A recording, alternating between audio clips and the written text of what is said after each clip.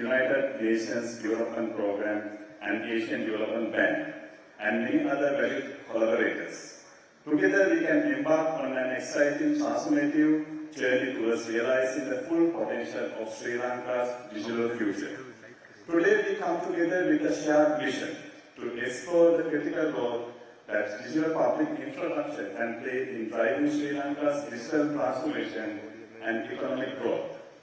It's a journey that goes beyond the buzzwords of digitalization and empowerment.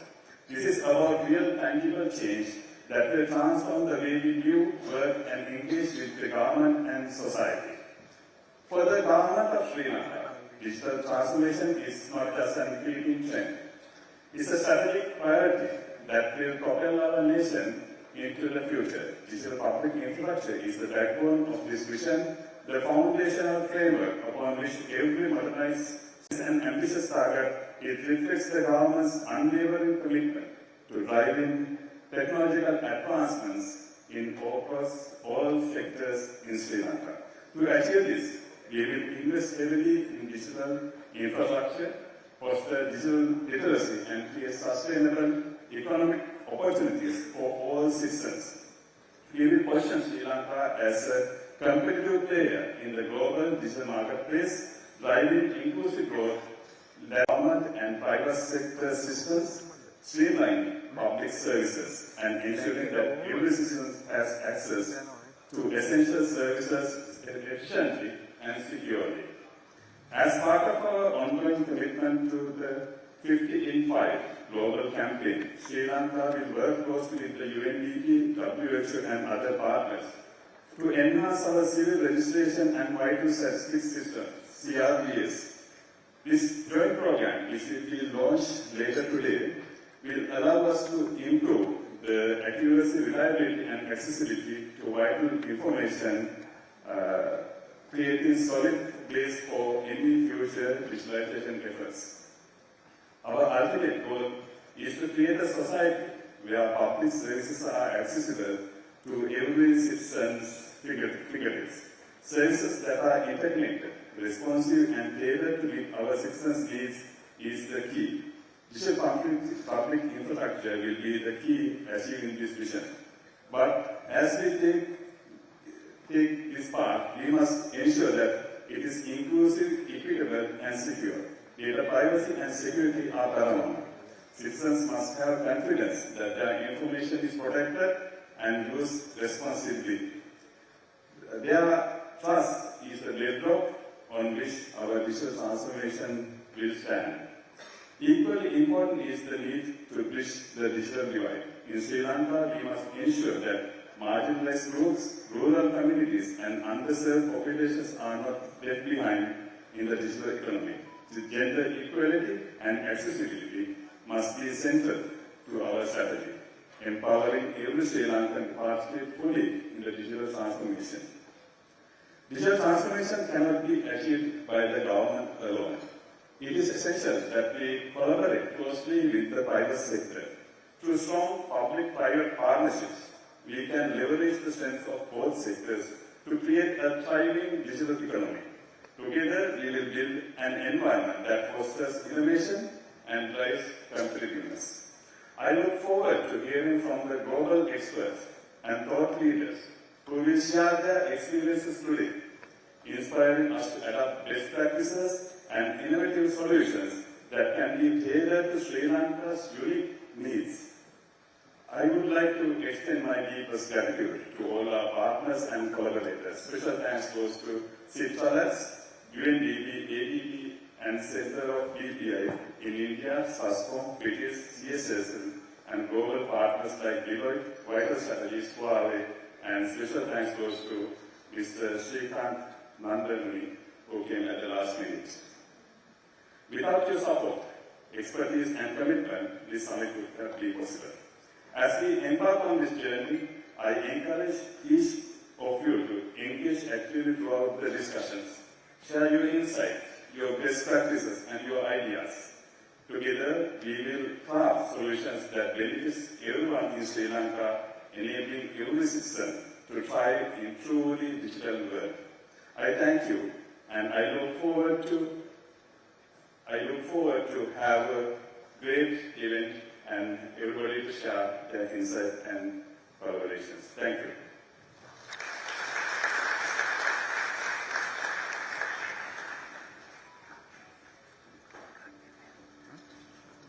Thank you, Honourable Minister, for your insights and for highlighting the government's leadership in spearheading digital transformation.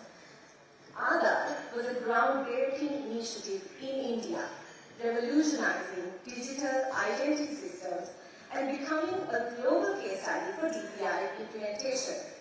As the founder and chief technology officer of Aadhaar, Mr. Srikanth Nandamuni led the establishment of the Aadhaar Technology Center, overseeing the design, development and operations of a system that provided a national ID to 1.3 billion Indians.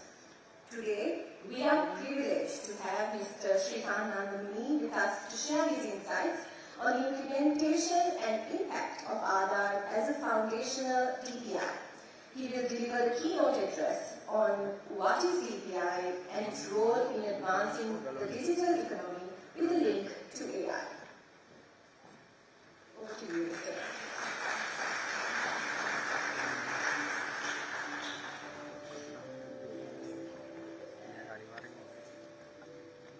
Well, it is wonderful to be here in Sri Lanka, and my wife and I were here a few years ago. Such a lovely country. We both are practitioners of Vipassana, Buddhist meditation, so yesterday I got the opportunity to go to the Derana temple. It was lovely. Well, today I'm going to talk about DPI. I thought I'd not only define what is DPI, but also go into examples and case studies with some numbers so that it's more concrete as opposed to conceptual and abstract. So with that, wonderful. Well, if you can, perhaps you can swap it so the slide's better then. What is digital public infrastructure? If you see the definition, Nandan Nilekani, who was the chairperson of Aadhaar, is the chairman of Infosys, and he's also, funding a lot of the core development, Center for Digital Public Infrastructure, and so on. His definition basically talks about DPI enabling, it is a technology-led model for the growth, collaborative, equitable, and democratic and democratizes opportunities at scale. Okay, it's a little far from me to read, but you get the idea what Nandan feels about DPI. If you look at what Bill Gates talks about, he says infrastructure in the 20th century was largely about roads, about airports, about ports of entry, ships coming in, and so on. Whereas in this century, we're talking about digital infrastructure. We need to look at building digital infrastructure in this sort of cyber landscape that we're in. Right? So what are the keywords that are actually standing out? One is it's a technology-led digital transformation. That's obvious. But it needs to be a collaborative exercise. Often technologists, it's like a man with a hammer looks at everything like a nail. Right? We need to be collaborative, and we'll talk a little bit about that. What exactly is this collaboration? Secondly, it has to work at population scale. Like she said, Aadhaar works 1.3 to almost 1.4 billion population has been enrolled. The entire population, some 99.8% of the adults have been enrolled. So it has to work at population scale. It's not enough if it works for one segment of society. Lastly, equitable. Make sure that the weaker sections of society are also included in the economic prosperity of the nation. Well, why technology? As we all know, technology has some very clear benefits. It brings efficiencies to the service delivery, right? What was paper-led processes, what were manual processes, leather-bound books, and sort of aggregate numbers going up from provinces to state to center and so on, can all be a lot better, a lot more efficient. Number two, that brings transparency and accountability. No more do we have to rely from the provinces only aggregate numbers? You can look at the raw data, do the analysis even at the central level, because technology with the kind of compute, with the kind of communication networks, with the kind of storage, and now AI has the capability to do this at national scale, what we were only able to do at local distributed scales. Technology can scale to the entire population, like I said, thanks to the capability of these computer networks. I was a chip designer in California. I worked at Sun and Intel building CPUs. 5 billion transistors packed in this little chip. GPUs, which are doing AI today, they have the ability to do entire population scale work. And also, technology can make it accessible to all sections of society. It can. And we'll talk about why that is true. Well, this is a collaborative exercise. That's the second key term that came out. One of the things DPI does, instead of creating large monopolies that deal with identity or payments and so on. By the way, in several even Western economies, you see this. A large monopoly sort of is the de facto identity provider, right? It makes sense for it to be a public good. So the fact that private sector can innovate on public sector rails is a very, very key idea of DPI. What this means is, you will see in the example of, let's say, UPI in India, several companies have built very innovative solutions on the UPI rules, the architecture that the government has come up with. So, private sector innovation on public sector rails. That's one of the key principles of DPI, and we'll go to that. And secondly, DPI is not just technology. The minister mentioned that. Often people focus too much on the technology aspects.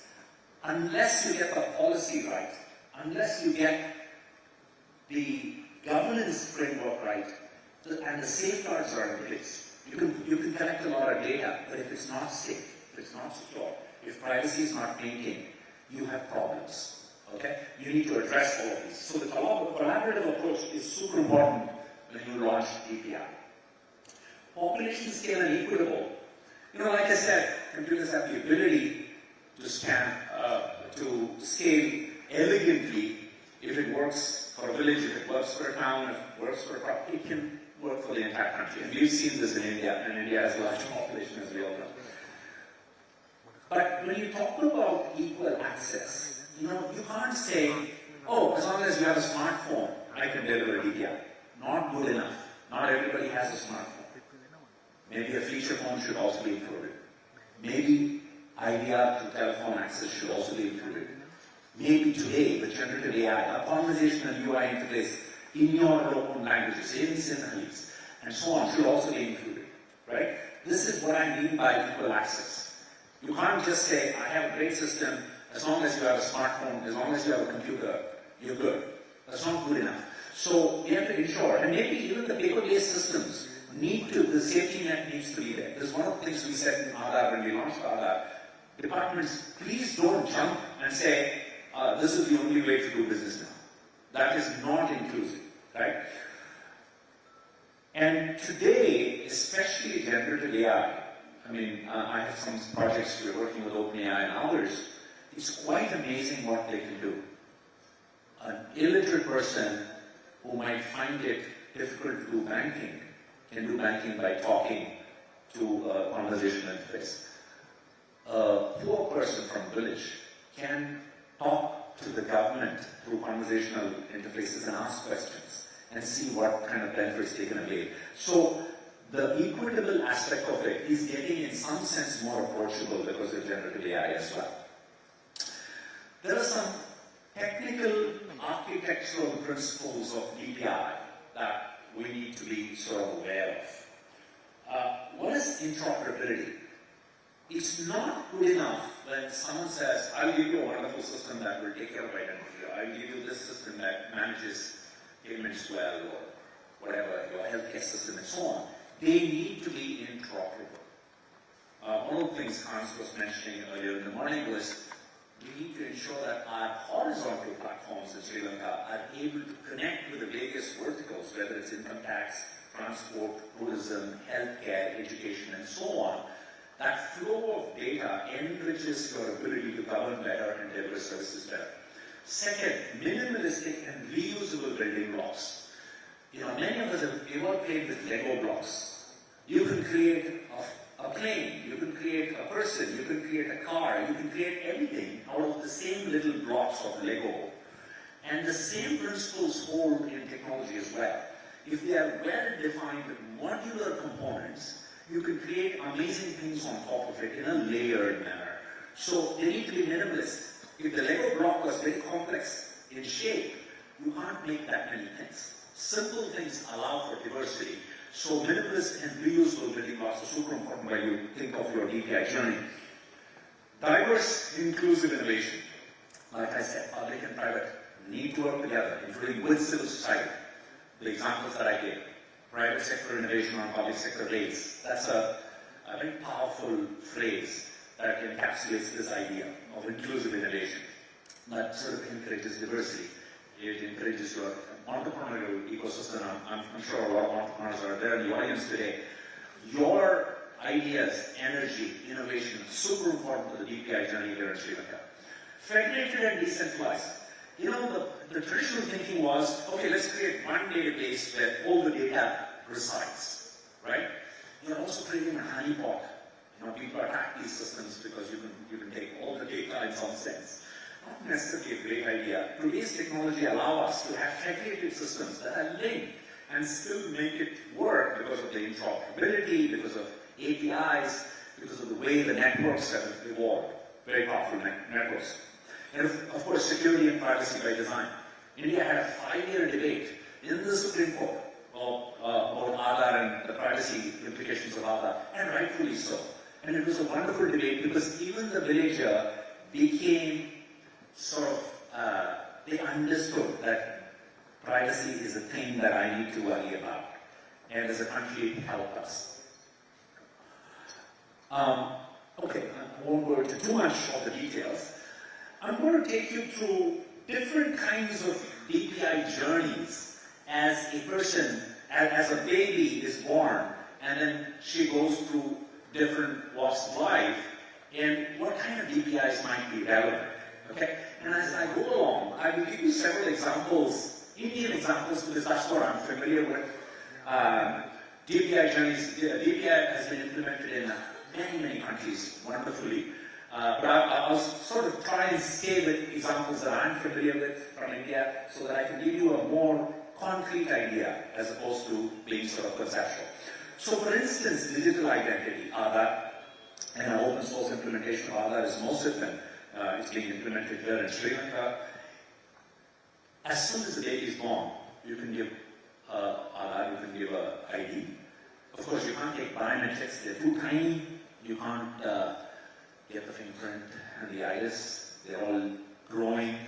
So there's a way to get these done as the baby grows, right? At age 5, and I think we're saying at age 15, you need to come back and re-enroll for biometrics alone. But until then, it's linked to the parent, to the mom, or to the dad, right? Now, super important. This is a foundational DPI that the country needs, on top of which you can layer various things. See, think about, when I talk about layering, think about the GPS system that came out of the United States. I think it was funded by, the NSF, I think. Or maybe the military. In fact, the military funded the GPS system. For decades it was used by the military, and then it got opened up. I think Bill Clinton opened it up for civilian use. Suddenly on top of that, Google builds maps. Super useful. And on top of that, Uber builds ability to hail a cab. And so on and so forth.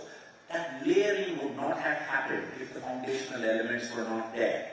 One company could not have done GPS and Google Maps and Uber and food delivery on top of that. Okay, so you want to think of this as layered services. The foundational element identity is super important because you need to know on the other end who's there online. There's a very famous New Yorker cartoon. A dog is typing on the computer, and there's another dog sitting down there, and this dog is telling that dog, nobody knows I'm a dog on the internet. Okay? So this is the crux of identity. Because a packet coming from somewhere saying, I'm Srikanth Nandamuni, How do I know it's Vikana? It could be someone else impersonating his name. And they're doing government transactions, they're doing healthcare transactions, they're doing banking transactions. How do I know this is the right person? This is the crux. And if you don't have a good digital identity system, you're stuck with, either some other companies doing it for you, proxy IDs, or paper-based systems and so on and so forth, which are not very effective. Next, verified credentials, DigiLocker. When I was growing up in India, we had a birth certificate, like a pink thing.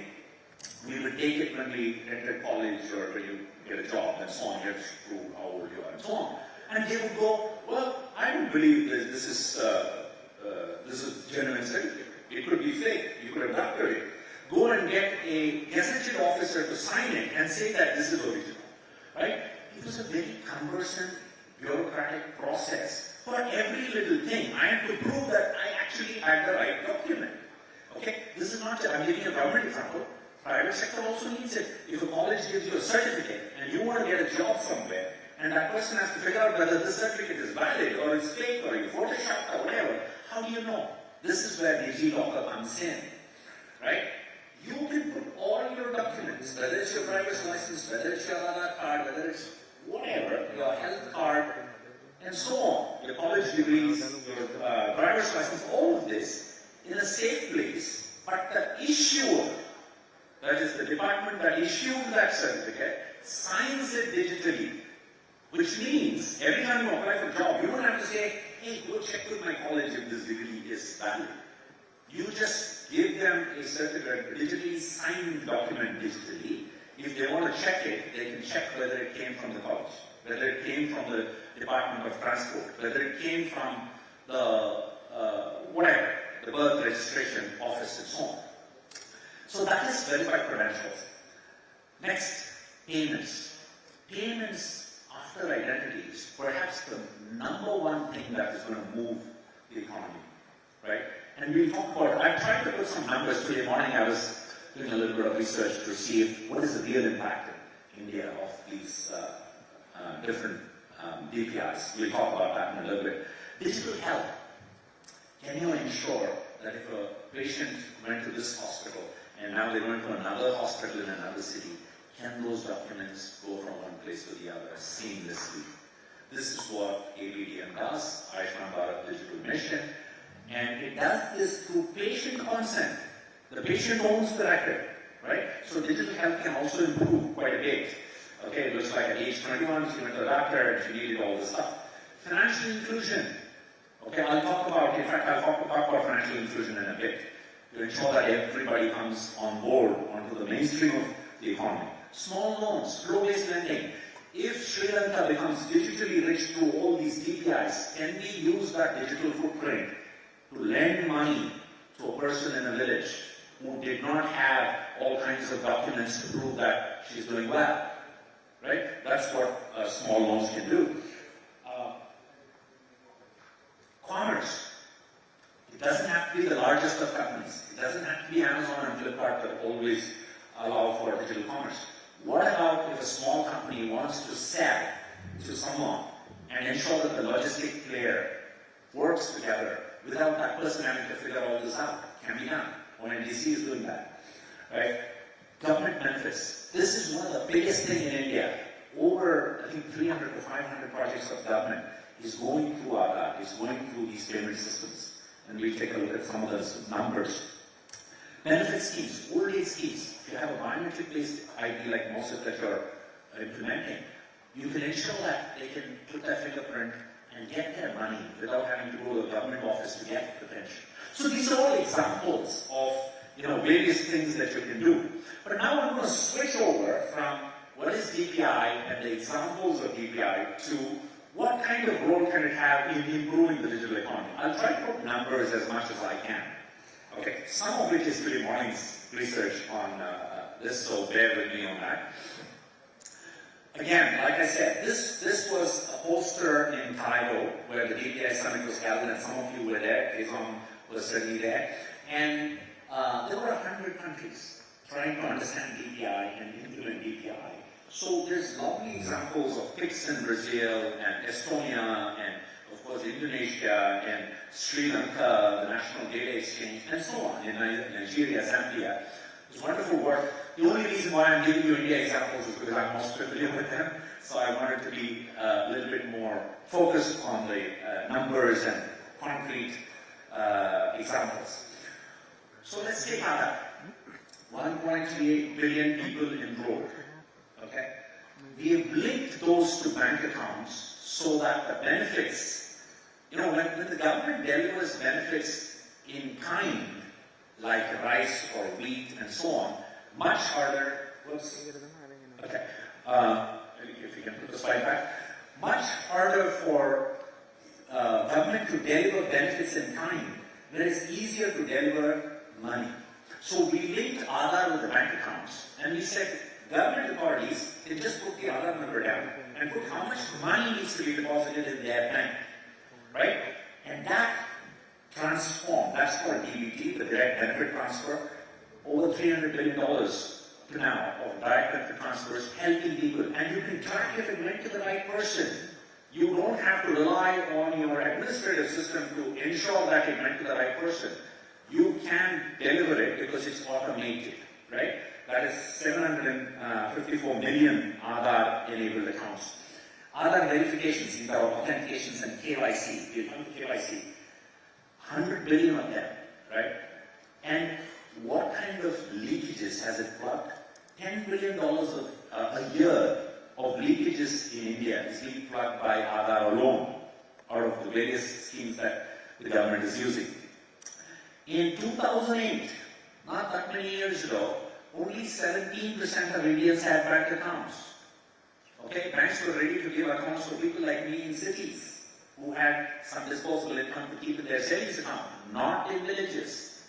Okay, so we had financial exclusion, where it would have taken us 46 years to get 80% of the population bank accounts. This is data from the Bank of International Settlements, BIS. But Aadhaar happened. The fact that we could do KYC, know your customer, the cost of KYC came down from 1,500 rupees to 3 rupees. Not only did the price come down, the assurance level went up. It was a biometric-based KYC. So what would have taken 46 years, India achieved in 6 years. KYC verification with high assurance. RBI said, Aadhaar KYC fits beautifully. Banks can do Aadhaar KYC online. Jio became one of the biggest providers of mobile in the country because of Aadhaar KYC. The ability to give SIM cards, be completely compliant with the KYC norms, but yet scale incredibly fast. Of course, these things need to be, this is a slide I wanted to show on the collaborative nature of what you need to build to ensure identity works. On the left side, you see the enrollment system, where you enroll the entire population. Of course, it's a very hard technical problem in India, because you have very large population. We were getting 1.5 million every day enrolling and so on. So there's an enrollment system. Even there, private sector is involved. Enrolling agencies are private, operators are private, and so on. Devices were coming from around the world. So private sector innovation on top of public sector rails. Even on authentication, banks are using it, so many entities are using it. Even in the back-end systems, the printing of letters, the delivering of letters, the biometric algorithms were coming from various companies globally. So I just want you to sort of get this idea that this is a very collaborative system. It can't be done by one entity alone because there are many, many pieces. Okay, so now let's talk about, in Sri Lanka, we're looking at income tax, we're looking at transport, tourism, and so on as impact areas. So I was just, today morning, I was just doing some research on what is the improvement in income tax due to Aadhaar-like systems. Number one, we already had a PAN system, although it did not have the uniqueness constraint of Aadhaar. So number one, everybody with a PAN card who were paying tax were asked to link to Aadhaar, okay? Which actually resulted in reduction of tax evasion, okay? And this is not only a tax evasion mechanism. This is not just about getting more people in the net. In fact, in India, just 3 days ago, the finance minister reduce the number of people who need to pay tax. In fact, she said up to 12 lakh rupees per year, you don't need to pay tax. The reason is because if you keep increasing the net, you can also help the poorer sections of society by this good ID system.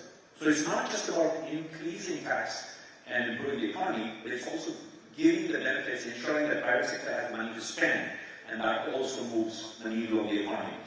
Direct benefit transfers, like I said, over $300 billion going into the system has brought enormous efficiencies. I can tell you, the ration shops where you would go to get meat, sugar, rice, and so on, the government's own numbers, where almost half of it was being pilfered, right? Wholesale, being sold, and so on. This was in 2009 when we built our that. Okay, it's improving enormously because now the money is in the hands of the citizen. Now they have gotten empowered instead of the shopkeeper who you were hoping would deliver these to the right people, right? So that, I'm just giving you one example, that is PDS, ration shop system. But many examples of DPI are being used in India today. Payments, okay.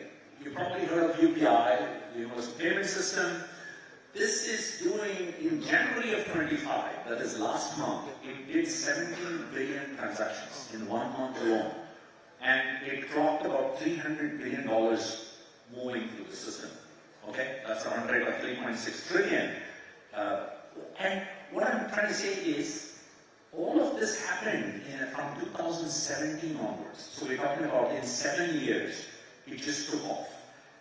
Huge amount of direct benefit transfers, micro ATMs, not just UPI, we built something called the Aadhaar payment bridge, the linkage between Aadhaar and bank accounts so that government could deliver DBT, and so on. All of these payment systems had a huge impact.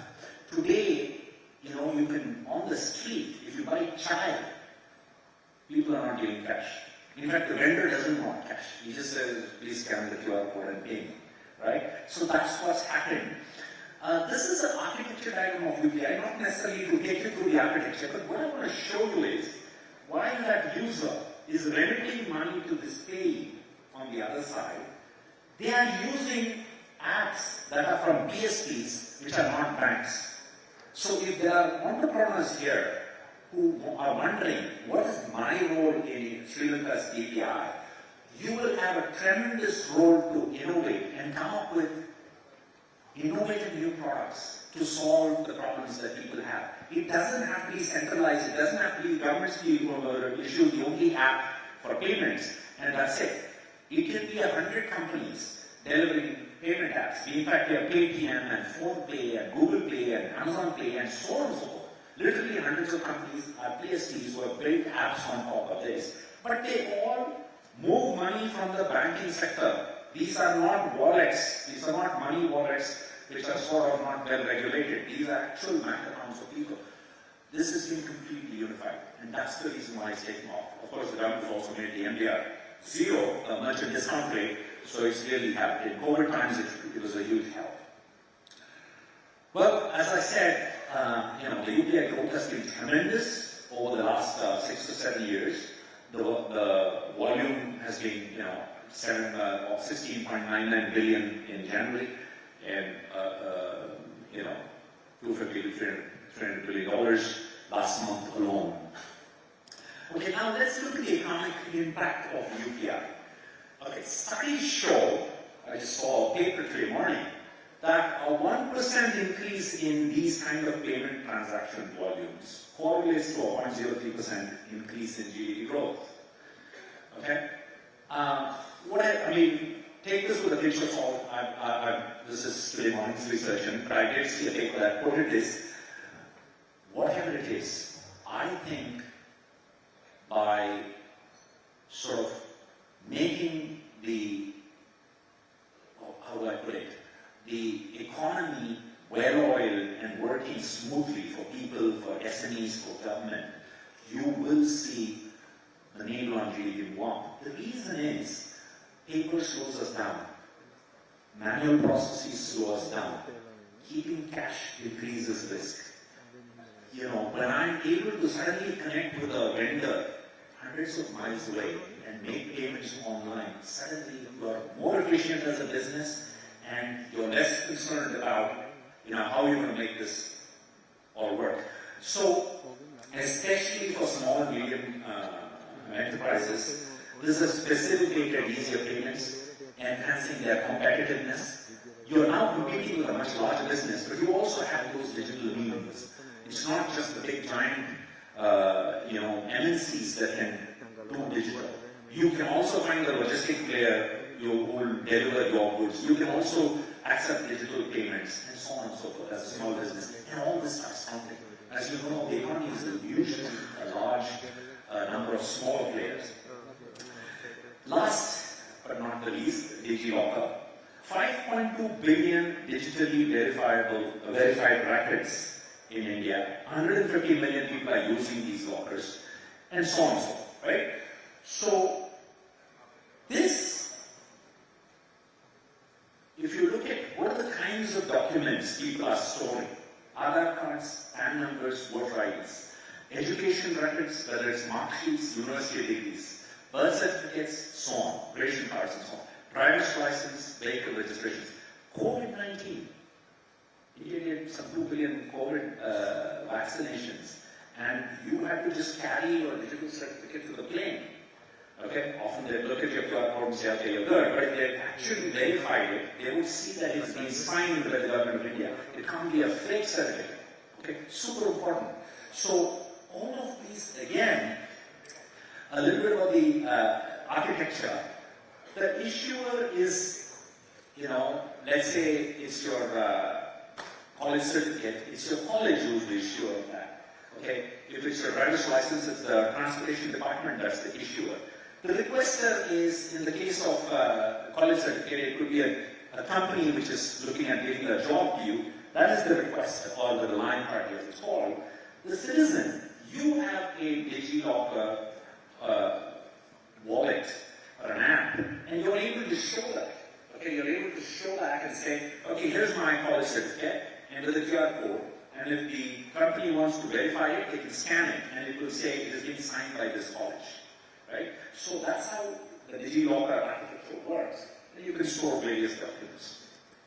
Right? So let me say that, I told you about the impact, but I would just say that the DPI journey has impacted India in a massive way. In 2009, when we built Aadhaar, I set up the technology center in Bangalore along with my entire team. Pramod was my chief architect. He was going to be here to give this keynote and couldn't because his father passed away, so I chipped in. The changes that we wrought from creating an innovation platform, or horizontal, on which various departments could ride, was super important. And like you see, what I tried to do is to show you the different layers of identity, of payments, of verified credentials that can really move the needle on the economy. Thank you so much.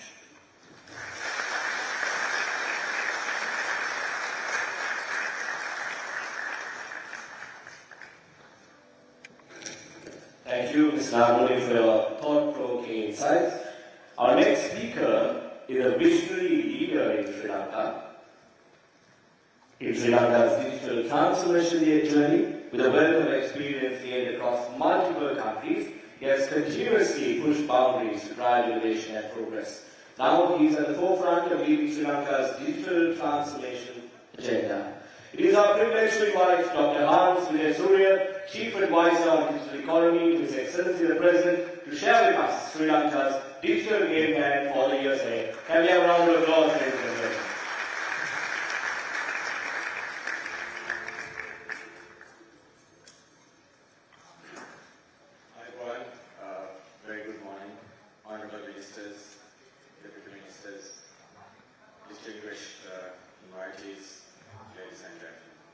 It's indeed an honor and privilege to be here to share a few thoughts on the game plan for digital economy acceleration in Sri Lanka.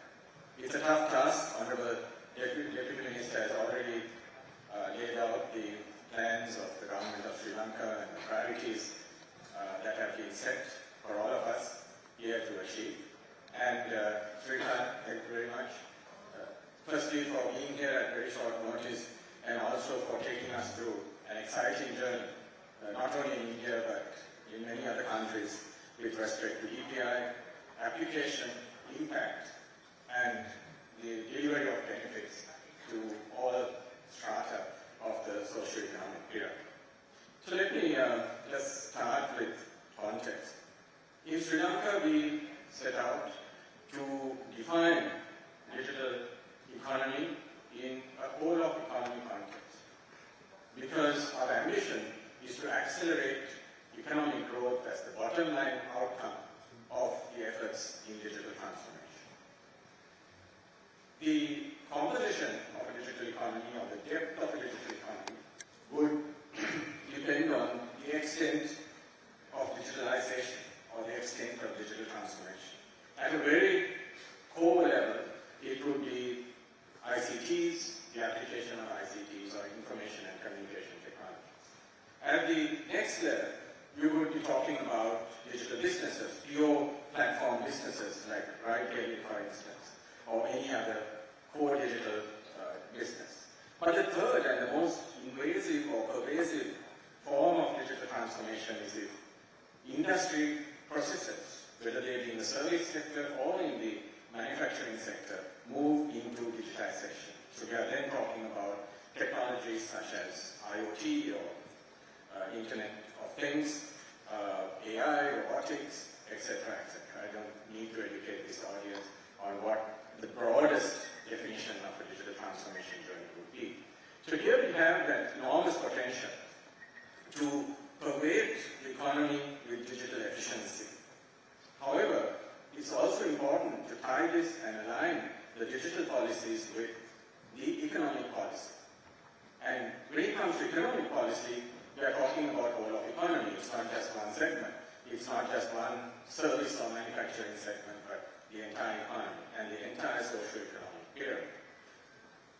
Now, looking at the data, it has been shown in terms of correlating the depth of digital transformation or the depth of the digital economy as a proportion of the total economy.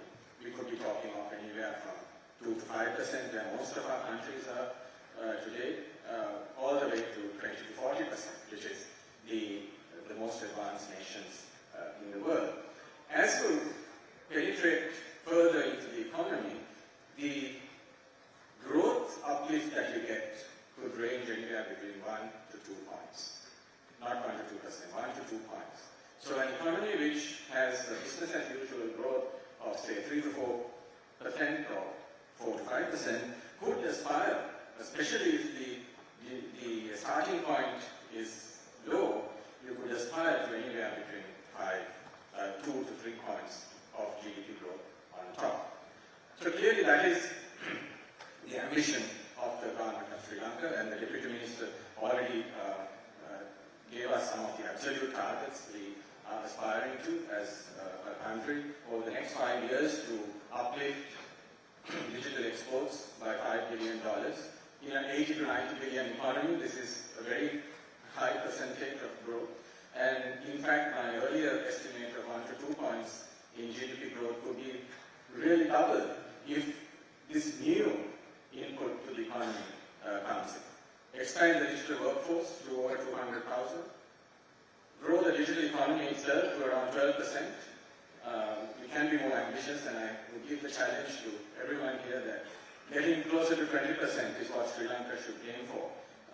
And I think that's a number which India is aiming for as well, 22 or 25% by 2030. And also to bring the costs of doing business digitally to a minimum level. However, we won't stop at absolute targets, because we must recognize that once you enter this digital game, we are competing globally and regionally. Digital is open. It's not, we can't rely on the strength of being an island. Once we open ourselves up, we will need to compete. And national competitiveness and its correlation with the competitiveness of our digital systems and our digital readiness come to the fore. And therefore, what we would also aim for is to move into the second and third quartiles globally in terms of digital economy maturity. In particular, on the CHIPS index or across the dimensions of connectivity, harnessing connectivity to grow digital transformation, innovation, protect, meaning cybersecurity,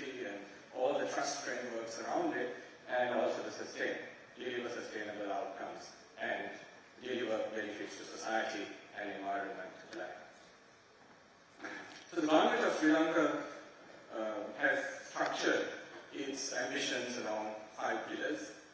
Growing the digital industry itself, the 5 billion target I mentioned. Driving innovation and new tech. The penetration of industries with the latest of technologies, I mentioned IoTs, 5G, AI, cloud, etc. Efficient government and delivery of excellent citizen services. Making sure the digital divide is minimized, leaving no one behind, inclusion, and also infrastructure, developing the best in-region infrastructure for digital automation.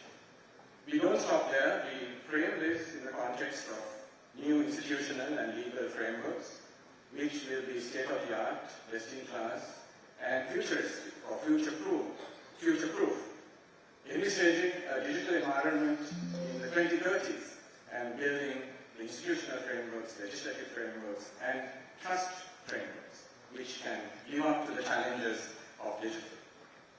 We are also very committed not to stop at simply defining long-term goals, but to get things right.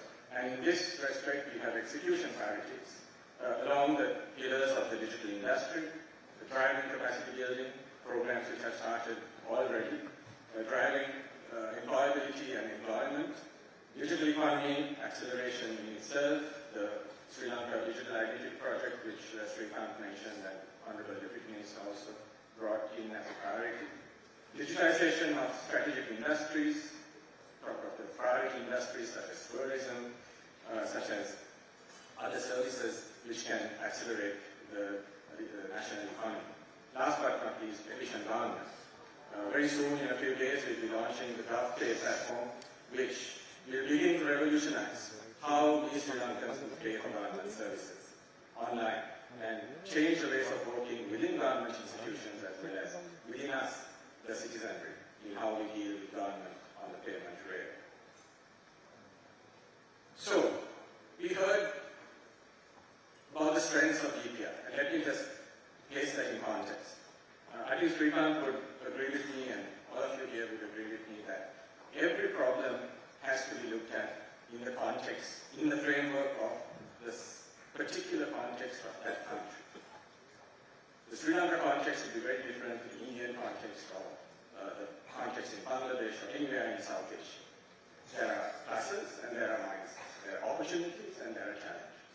And I believe that as Sri Lankans, there are many aspects of our digital infrastructure framework which we can be very proud of and which we should use as the springboard to leapfrog from where we are to a very advanced state of digital maturity and digital economy advancement. We start from a relatively high level of GDP per capita. We have several vertical digital solutions in Sri Lanka which are mature, very good, very advanced. We can talk of our passport system, we can talk of our revenue license system, we can talk of our driving license system, the tax system.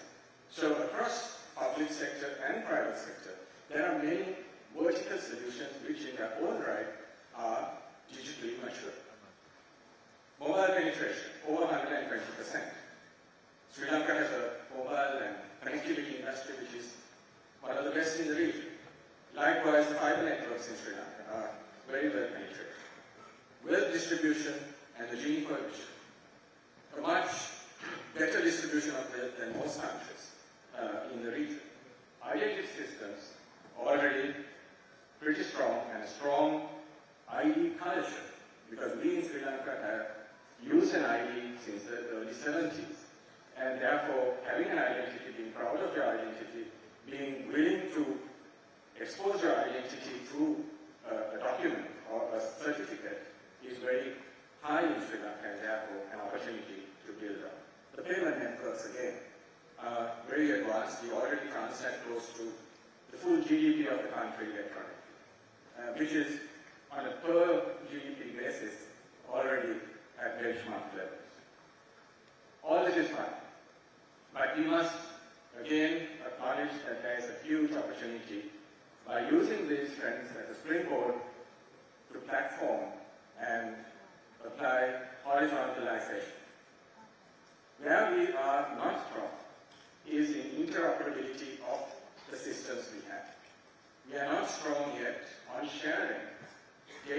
sharing capability across that ecosystem. And that is where DPI comes in. Digital public infrastructure is public, it's open, it's sharing based in terms of principles, and it's also an infrastructure. Any infrastructure, a road, electricity network, a pipeline, any infrastructure is meant by design to be shared. And therefore, if we bring in this horizontal layer, combine it with the strengths that government institutions and private institutions in Sri Lanka have built and are already advancing, I think we have a huge leapfrog opportunity to make it to well above the 12% target in terms of digital economy to GDP. So some fundamentals, I won't spend too much time because I think both Deputy Minister and Srikanth have mentioned these, especially the fundamentals on the left-hand side, inclusion, leave no one behind. But let me stop a bit on the next two bullets. Return on investment and sustainability and bankable models. I think it's very important for the digital economy, if it's to be 2030 proof, to be based on the fundamentals of return on investment. It cannot be a charitable infrastructure. We, in the ecosystem, whether it be government sector, private sector, the development sector, we should work out business models which, in themselves, will finance the digital economy into the future. That way, we will be 2030 proof. These models should be bankable. These models should be those which we can proudly present to any investor. The most of investors should see economic value in participating in Sri Lanka's digital economy journey. We should be also focused on citizen experience. Again, something which in my previous life as working in a mobile company, customer experience was my number one KPI. And now it should be the number one KPI of government, citizen experience. This should come to the fore. Competitiveness. We need to compete in friendly manner, of course, with all our neighbors and the global environment, because talent is mobile and data is mobile. When I say mobile, not mobile telephones, but mobile as in globally mobile. Talent can move, data can move, money can move, and therefore, unless you're supremely competitive, you will be at the losing end of the transaction chain. Again, whole of economy focus. On the right-hand side, some architectural principles. Platforming, again, accenting the importance of horizontal. Maximize the use of platforms which are cross-government or cross-citizen, and minimize those which are siloed and islands of technology. Open and API-driven. We should aspire to an environment where the platforms open up their APIs for the private sector as well as the public sector, and in fact the global innovation community to build up. And this is the big change for us. This is the big step, both in terms of technology, application of DPIs, but also in terms of mindset. Because the mindset of being measured as engineers or CIOs, being measured not by the system you built, but by the number of systems that others build on your infrastructure. That's a very significant change in how we think. Moving from assets or capital investments to investments in talent, and also adopting X-first principles, for example, cloud first, AI first, mobile first, etc. So let me just run through the digital economy blueprint, the layers of the digital economy blueprint. The maturity of each layer differs, each block differs, and that is a baselining exercise that we in Sri Lanka need to do to look at where we're strong, look at where there's room for improvement, and look at the opportunities to open up and generate and convert into a DPI environment. The digital infrastructure itself, the networks, both fiber, fixed and wireless, and the storage and computing infrastructure. On the left-hand side, we have the government initiated infrastructures, and on the right-hand side, broadly private and enterprise-driven capabilities in both connectivity as well as cloud and storage. Then comes the DPIs. And no surprise, the red letter is the unique digital identity, which the government of Sri Lanka is pursuing on an accelerated basis, building on the strengths already established through the Department of Registrar of Persons, as I mentioned, the mature history in identity, and also the electronic identity program which is already running, to bring it onto a DPI platform to be able to open up to the broader digital economy. The National Data Exchange, here the aspiration is that using the unique digital identity as a key, the National Data Exchange with consent at its core would enable the sharing of data, whether it be personal data or business data, across the economy. Consent being given principle here, because if your data is going to be shared from institution A to institution B, whether they be private or public, you should give consent, whether you are a business or an individual.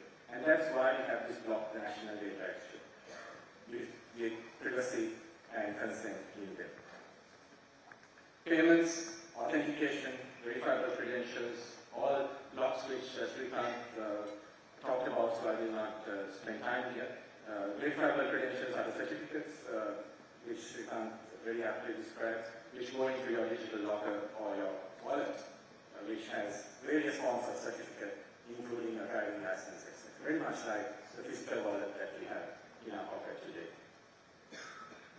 On top of this DPI comes the opportunity to deploy Industry 4.0 technologies and digital services. Improve public services using the data and the interoperability which is established, deliver excellent government services to both citizen and business, locals and foreigners, tourists. And on the other hand, drive industry applications, like I mentioned, is one of the execution pillars of the government strategy even today, to drive towards 4.0.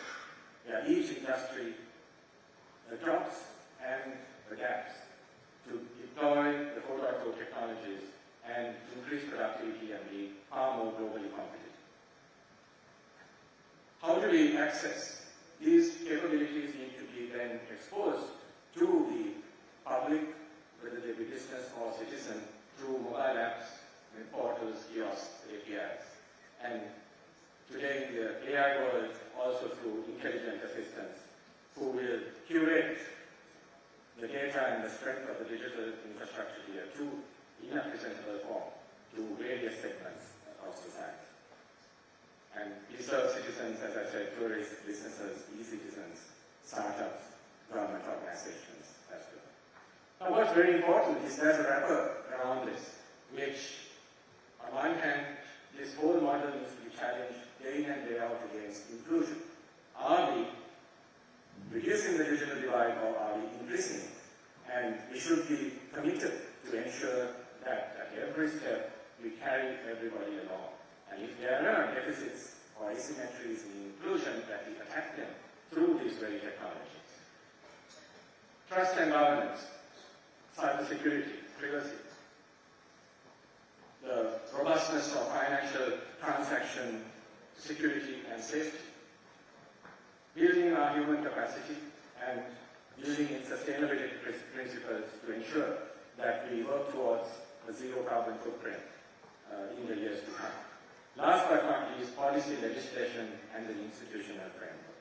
So these are the wrappers around the blueprint, which together with all the assistance of institutions, development partners, government, and private sector, we need to craft this entire framework.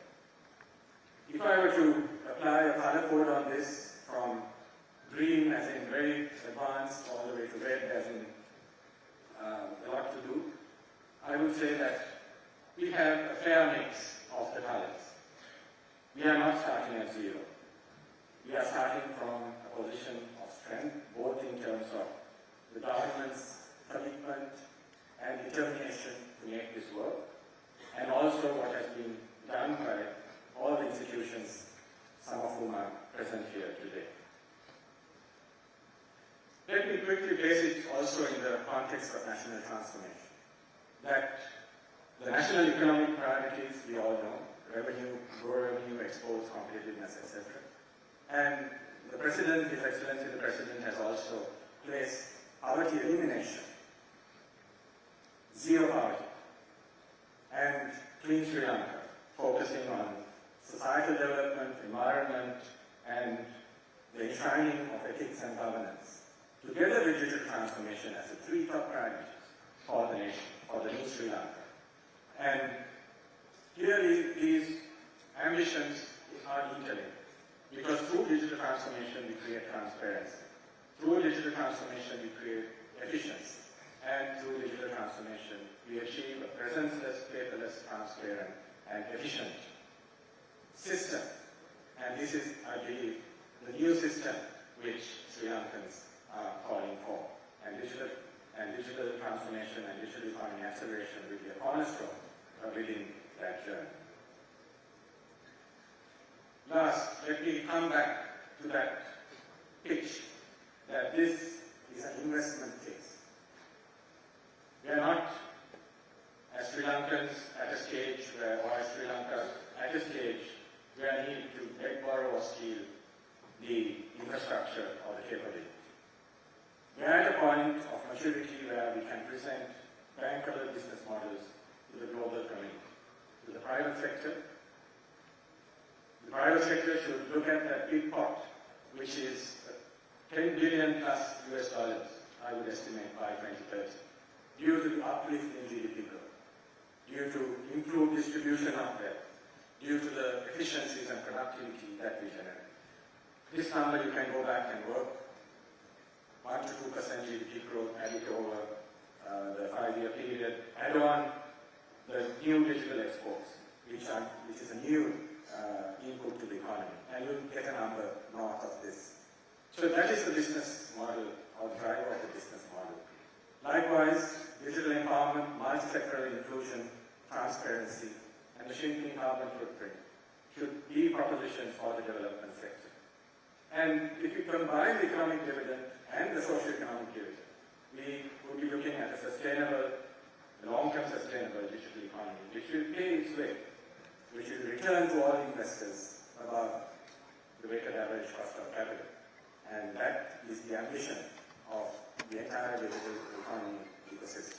Today we have mature legal frameworks. We have, for example, the Data Protection Authority, the Personal Data Protection Bill, we have the Electronic Transactions Act, we have the identity legislation, all at a very mature stage, which we just need to tweak. So investors do not need to worry that there is no sustainable legal framework. Maybe some tweaks, maybe some changes, maybe some readjustments, but overall we have a great journey to travel together. And let me take this opportunity to thank our development partners.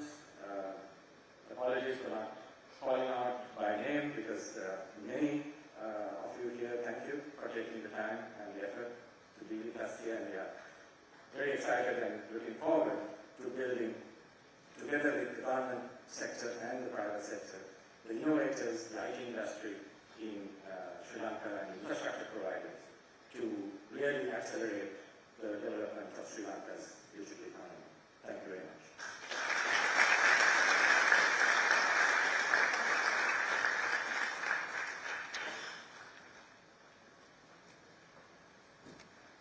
Sri Lanka is stepping into the digital fast lane.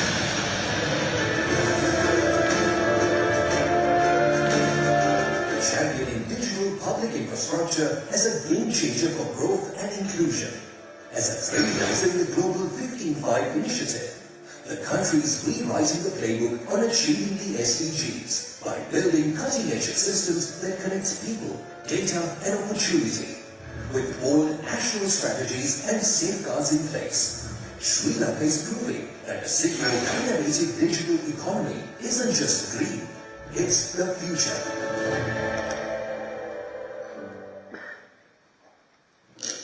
Thank you, Dr. Hans, for outlining the vision of Sri Lanka's digital economy blueprint. As speakers have alluded to, and as we advance in our digital journey, it's imperative to establish safeguards that ensure DPI is safe, secure, trusted, and inclusive for all.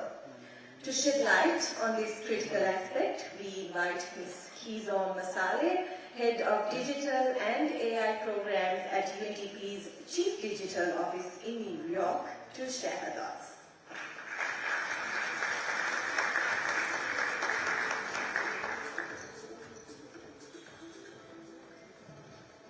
A very good morning to everyone, in particular Your Excellencies, distinguished guests. And really, as I begin, I was quite inspired by the National Digital Economy Plan that was just unveiled. So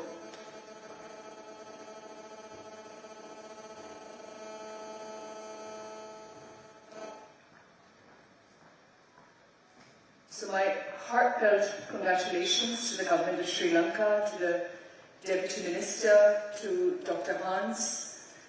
It is indeed our privilege to accompany you on this journey along with other development partners, the United Nations System, UNDP, the Asian Development Bank, and many other societal actors who are present here today.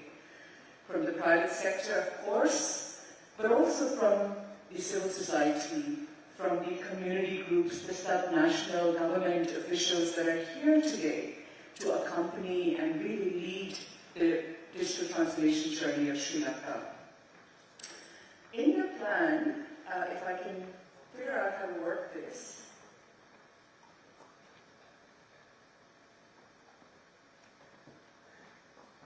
my slides are just coming up.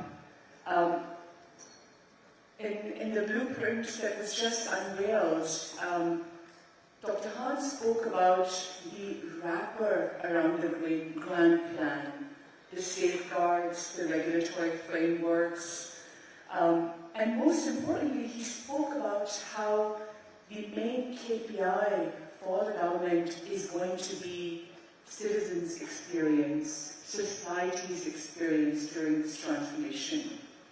And we have an excellent opportunity to ensure that digital public infrastructure is indeed an empowering force, because this transformation, this horizontal transformation that builds on the assets and the talent that's already there in the country is going to be introducing a change that's never been seen before. It's going to introduce change that requires us as individuals in government, in the private sector, startups, community organizations, to reimagine how we work together collaboratively to bring the potential of digital public infrastructure.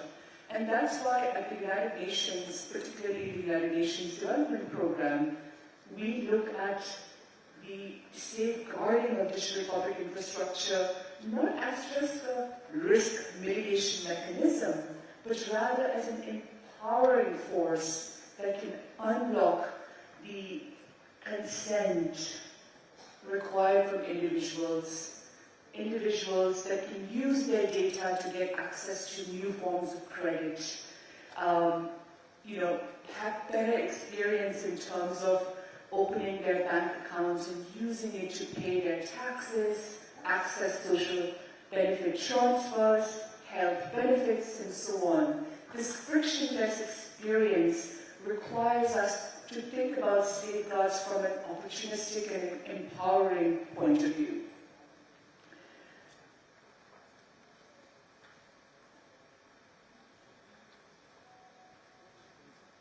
So we know that digital public infrastructure can accelerate all the sustainable development goals, and it can bring us closer to the resilience and growth that the people of Sri Lanka want.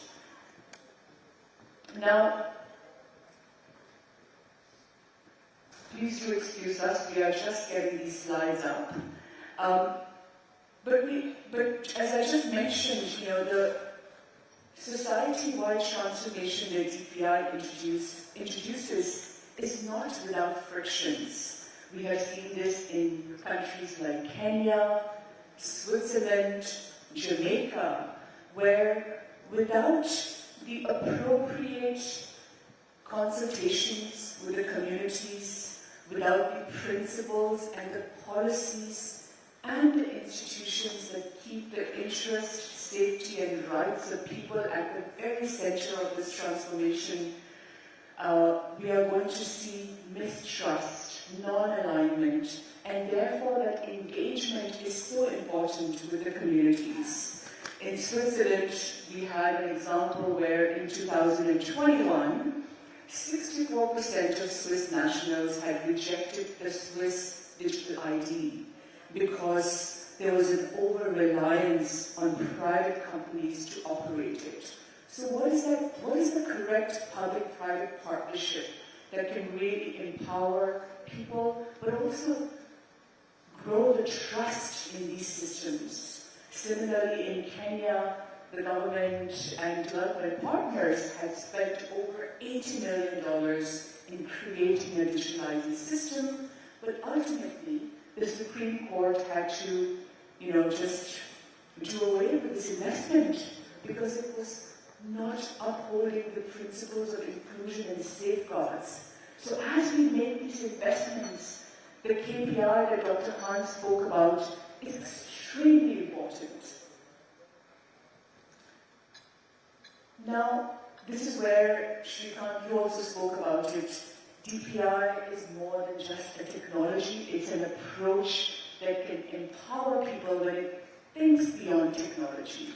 Of course, getting technology right is extremely important. As Dr. Hans spoke about, in Sri Lanka, it's going to be the interoperability across various systems, the databases, the payments and the ID layers, and so on. And it can result in faster uptake of digital services, increased private sector opportunities, including fintech revolutions, ethics revolutions, the use cases that you saw from Dr. Hans in terms of the 4.0 agenda of the government, as well as a more inclusive transformation where DPI-enabled transformation in the digital economy can make access to public services much more frictionless, and that can create more trust, more usage in the digital systems. Now, we already know this, DPI can transform economies, it can generate livelihoods, but it can do that with people centricity. And this is extremely important because along with Sri Lanka, there are over 100 countries on this transformation journey. And not just as a development agenda, but as an agenda that can lead to economic growth, more resilience, green transitions, and many of the national priorities that help the country shape its development agenda and achieve the sustainable development goals. Now, this is where we have digital public infrastructure safeguards to empower and energize the economy. The framework is a set of foundational and operational principles that put people and our planet at the center. And these principles, along with the technology building blocks, serve as the common institutional and social framework for mediating the interests, the potential harms, and the losses that specific members or communities may incur during a change process. It's a framework that's been co-created not as a normative framework, but with experiences, practitioners' experiences from countries. They stand the test of time. They have been tried in many countries because that was the design principle of the safeguards framework, and they can support Sri Lanka in embedding the values and the mission-oriented approach of Sri Lanka's roadmap that we saw today. Now, just very briefly, it's a country implementation resource. It identifies opportunities for societal transformation across the life cycle of digital public infrastructure implementation. It codifies the practices and the processes that can empower people with consent, with agency over their data, with more robust and seamless grievance redressal mechanisms, and many other such practices that are part of this universal safeguards framework built across the DPI lifecycle. Now, as a core national foundation in the DPI blueprint, it can bring the principles, the policies, and the institutions, as well as each one of you that's here today, that's going to be part of this journey for the next couple of years, to keep the interest, the safety, the empowerment, the rights of people, the workers, the communities at the very center of this potential. And it can build a much stronger digital ecosystem that contributes to the growth of Sri Lanka's digital economy. Now, as a country-oriented implementation framework that's built with countries that have implemented DPI, let's look at a few examples of those countries. We've already heard about India's beautiful journey, a journey that is also full of challenges, but challenges that societal actors have come together, whether it's the Supreme Court, or the startups, or the civil society organizations that have come together to solve, because the DPI-enabled digital economy can help us understand where we need to tweak the systems, to build more robust engagements, to improve the system over time iteratively. Now in India, as part of building the DPI safeguards, we saw that it's possible to empower small-scale farmers through AI-powered tools, multi-language support, and open-source platforms that break down the barriers and enable private sector innovation. And this is, again, very much part of how we built the universal DPI safeguards. These experiences have been codified and shaped in the universal DPI safeguards framework. Another example is Finland.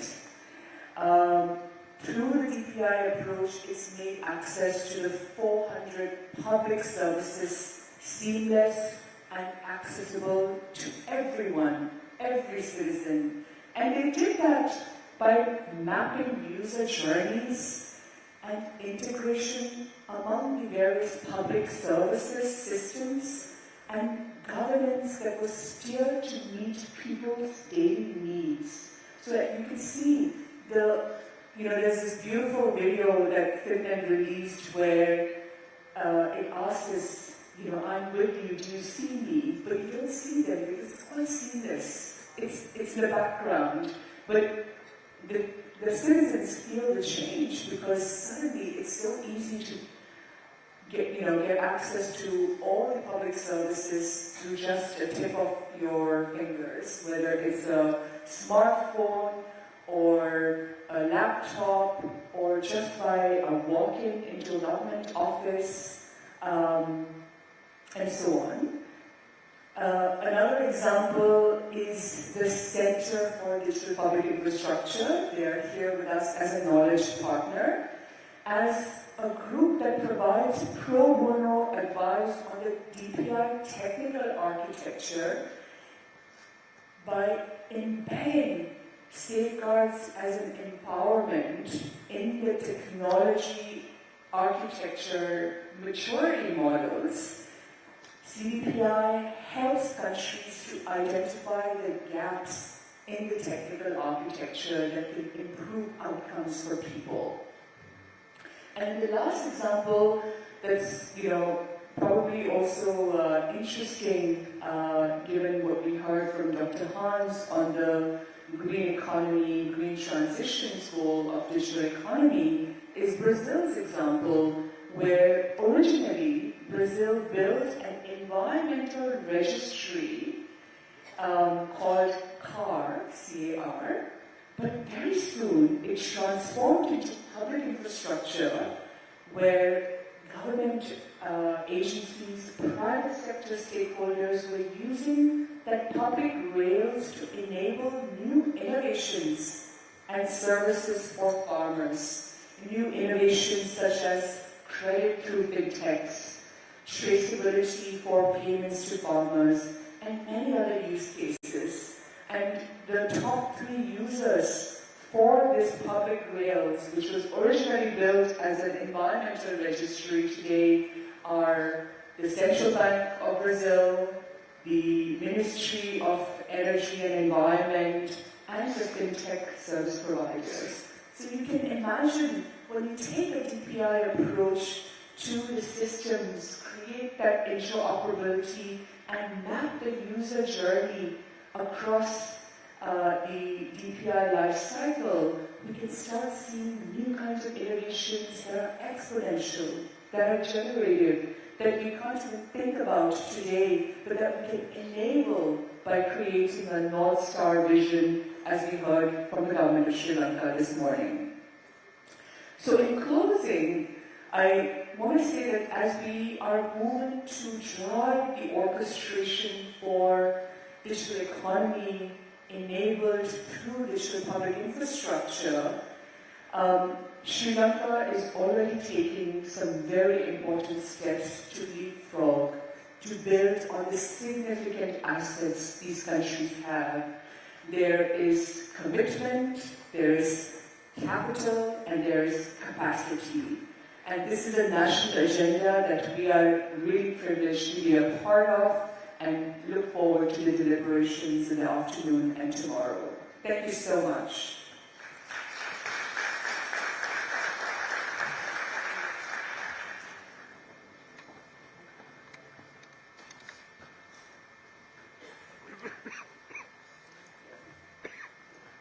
Thank you, Kisam. We are going to go into another speech, and I'm going to raise these mics a bit for myself. Next, we explore how DPI is driving digital transformation across the region. We are honored to invite Mr. Antonio Zabalos, Director of the Digital Sector Office at the Asian Development Bank, to address our work. Ladies and gentlemen, can we have a round of applause for Mr. Antonio Zabalos? Thank you so much. It's a pleasure to be here, and let me just start by introducing a little bit who am I and why this is such a big priority to the Asian Development Bank. So my name is Antonio Garcia Zaballos. I just joined the ADB like 4 months ago, and I was coming from the Inter-American Development Bank, where I was leading the group basically on digital and data infrastructure. The reason why I came and I moved from Washington to Manila and the Asian Development Bank is because the ADB believes 100% in digitalization. The ADB believes that digital transformation is going to be one of the key aspects for socioeconomic development. And that is something that resonated in me, and I said, well, let's do that. Let's move on, and let's try to move from, let's say, Latin America to a totally different area in Asia Pacific. And then here I am. Today, I'm very excited for many reasons. First, because it is my first mission at the ADB. And second, because I'm in a country like Sri Lanka, and I had the opportunity of listening to presentations like the ones done by my predecessors that tells me